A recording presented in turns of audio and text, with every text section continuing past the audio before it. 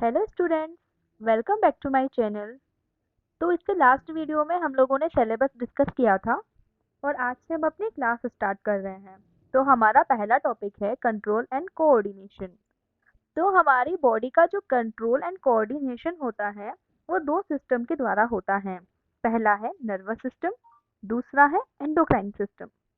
तो जो nervous system होता है इसमें बॉडी और उसके ऑर्गन्स के बीच में जो कोऑर्डिनेशन होता है, जो कंट्रोल होता है, वो नर्व्स के द्वारा होता है, यानी तंत्रिकाओं के द्वारा होता है।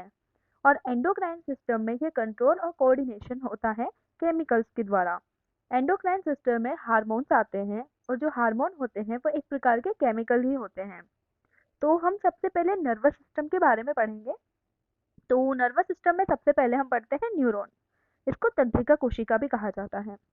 तो तंत्रिका कोशिका, जैसे कोशिका हमारे शरीर की संरचनात्मक व क्रियात्मक इकाई होती है, ठीक उसी प्रकार से तंत्रिका कोशिका तंत्रिका तंत्र की संरचनात्मक व क्रियात्मक इकाई होती है। तो हम न्यूरॉन का एक बार डायग्राम देख लेते हैं। तो न्यूरॉन के डायग्राम में ये फूला हुआ जो आपको पार्ट दिखाई दे रहा है, इसे कहते हैं साइटोन, यानी कोशिका काय। अब इस साइटोन से अनेक धागे नुमा तंतु निकले हुए होते हैं, इन्हें कहा जाता है डेंड्राइट। और ये जो डेंड्राइट्स होते हैं वो सूचनाओं को साइटोन तक लाने का काम करते हैं। साइटोन में केंद्रक पाया जाता है, न्यूक्लियस। साइटोन में निस्सल कणिकाएं पाई जाती हैं। निस्सल कणिकाएं प्रोटीन का संश्लेषण करती हैं, यानी प्रोटीन सिंथेसिस का काम करती हैं।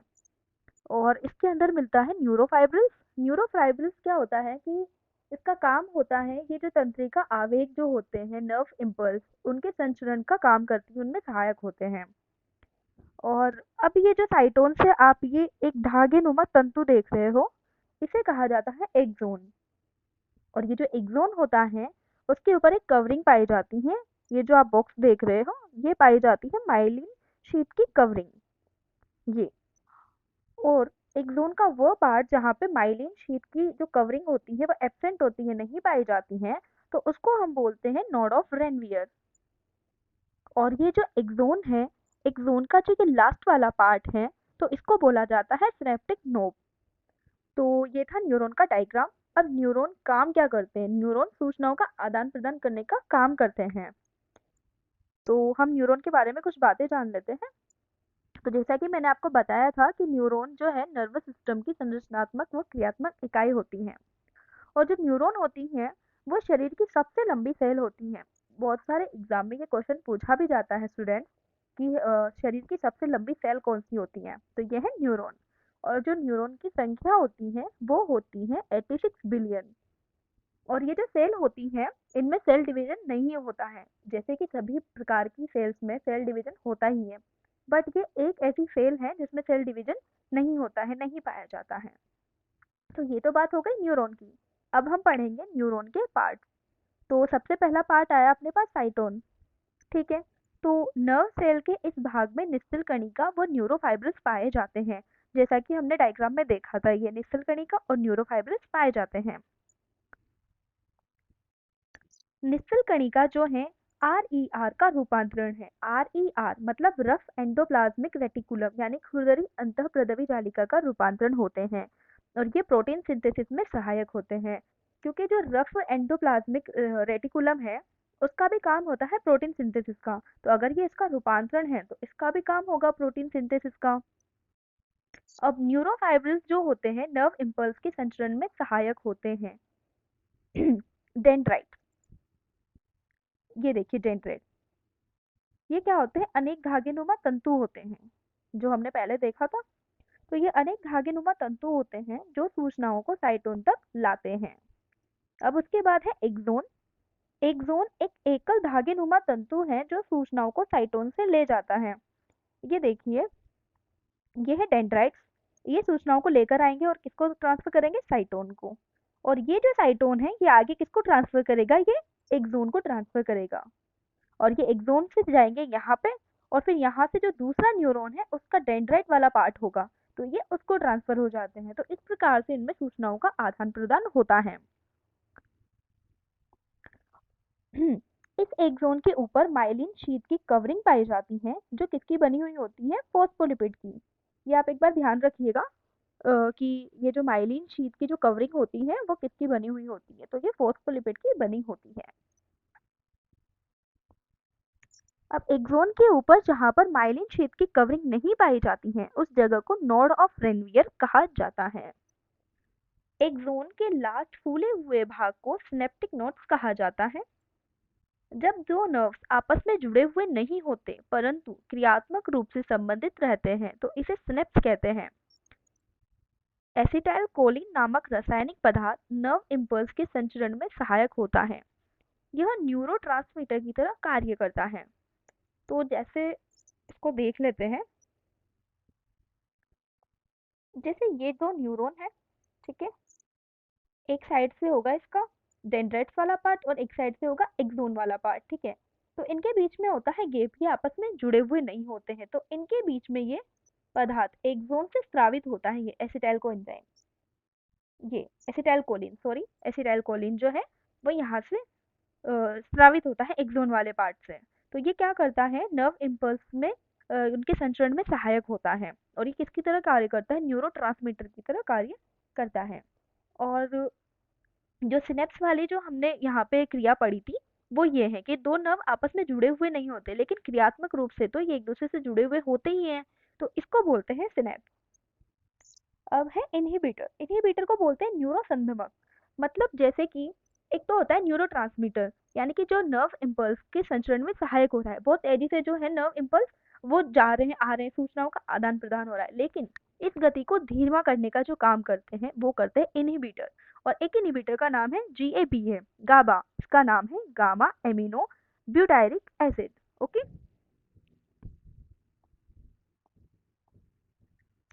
मनुष्य में नर्व इम्पल्स का संचरण 130 मीटर पर सेकंड के वेग से होता है। नर्व इम्पल्स के संचरण में दो तत्व भी काम आते हैं, सोडियम और पोटेशियम। अब तंत्रिका तंत्र के दो पार्ट होते हैं, इनके बारे में हम देखेंगे। तो ये नर्वस सिस्टम के दो पार्ट होते हैं। पहला होता है सेंट्रल नर्वस सिस्टम, जिसको हम शॉर्ट में CNS कहते हैं और हिंदी में इसे केंद्रीय तंत्रिका तंत्र कहते हैं। दूसरा है पेरिफेरल नर्वस सिस्टम, इसको शॉर्ट में PNS कहते हैं और हिंदी में इसे परिधीय तंत्रिका तंत्र कहते हैं। तो जो अपना CNS है उसमें दो पार्ट होते हैं, पहला है ब्रेन और दूसरा है स्पाइनल कॉर्ड। अब स्पाइनल कॉर्ड क्या होता है, जो रीढ़ की हड्डी होती है उसमें एक यूं समझ लीजिए एक धागे नुमा संरचना होती है, ठीक है, जो ब्रेन से जाके कनेक्ट होती है, उसको बोलते हैं हम स्पाइनल कॉर्ड। और पेरिफेरल नर्वस सिस्टम में दो पार्ट होते हैं, पहला है सोमेटिक नर्वस सिस्टम, इसे हम कायिक नर्वस सिस्टम भी कहते हैं, कायिक तंत्रिका तंत्र। और दूसरा है ऑटोनोमस नर्वस सिस्टम यानी कि स्वायत्त। तो जो ऑटोनोमस नर्वस सिस्टम होता है ये भी आगे जाकर दो भागों में डिवाइड होता है, पहला है सिंपैथेटिक नर्व यानी अनुकंपी और दूसरा है पैरासिम्पैथेटिक नर्व यानी परानुकंपी। तो यहाँ तक हमारा ये नर्वस सिस्टम का हमने देख लिया कि कैसे डिवाइड होता है। अब हम जो सेंट्रल नर्वस सिस्टम था उसका फर्स्ट पार्ट पढ़ेंगे यानी कि ब्रेन। ब्रेन का जो वेट होता है वो होता है 1300 से 1400 ग्राम और अगर उसमें भी स्पेसिफिक बात की जाए तो मेल में होता है 1350 ग्राम और फीमेल में होता है 1250 ग्राम। और जो ब्रेन होता है हमारी बॉडी का सबसे इम्पोर्टेंट अंग होता है और इसको क्या कहा जाता है, बॉडी का CPU कहा जाता है। ब्रेन के ऊपर एक कवरिंग पाई जाती है जिसे मेनिंजेस कहा जाता है और ब्रेन की यह कवरिंग 3 लेयर से मिलकर बनी हुई होती है। तो इसमें 3 लेयर होती है, पहली होती है ड्यूरामेटर, ये जो है सबसे आउटर लेयर होती है, यानी कि कपाल से कनेक्टेड लेयर होती है ये ड्यूरामेटर। उसके बाद आती है एरेक्नोइड, ये मिडिल लेयर होती है और थर्ड नंबर पे है पायामेटर, ये जो है इंटरनल लेयर होती है। तो एरेक्नोइड और पायामेटर जो लेयर होती है उसके बीच में सेरेब्रोस्पाइनल फ्लूइड भरा हुआ होता है। तो ये जो फ्लूइड होता है वो ब्रेन की बाह्य आघातों से रक्षा करता है और जो सेरेब्रोस्पाइनल फ्लूइड है उसकी कितनी मात्रा होती है, 150 ml। और अगर इस फ्लूइड की मात्रा बढ़ जाती है तो मेनिंजाइटिस रोग होने की संभावना होती है, लेकिन जो मेनली जो ये मेनिंजाइटिस रोग होता है वो बैक्टीरिया के संक्रमण के कारण होता है। अब ब्रेन है, उसके 3 पार्ट होते हैं, 3 पार्ट में डिवाइड होता है, फोर ब्रेन, मिड ब्रेन और हिंड ब्रेन। तो जो फोर ब्रेन होता है यानी कि अग्र मस्तिष्क, उसके भी 2 पार्ट होते हैं। पहला है सेरेब्रम यानी प्रमस्तिष्क, दूसरा है डायंसिफिलोन। और ये जो डायंसिफिलोन होता है ये भी आगे जाके 3 पार्ट में डिवाइड होता है। पहला है एपिथैलेमस, दूसरा है थैलेमस और तीसरा है हाइपोथैलेमस। मिड ब्रेन 2 पार्ट में डिवाइड होता है। पहला है कॉर्पोरा क्वाड्रिजेमिना और दूसरा है क्रूरा सेरेब्रई। तो ये 2 पार्ट में डिवाइड होता है। हिंड ब्रेन यानी कि पश्चिम मस्तिष्क, ये 3 पार्ट में डिवाइड होता है। सेरेबेलम यानी कि अनुमस्तिष्क, दूसरा है मेडुला ऑब्लोंगेटा और तीसरा है पोन्स। ठीक है, तो यहाँ पे ये ब्रेन का डायग्राम है, लेकिन हम नेक्स्ट क्लास में ब्रेन का डायग्राम फिर से बनाएंगे और ब्रेन वाले पार्ट को पूरा कवर करेंगे। Thank you.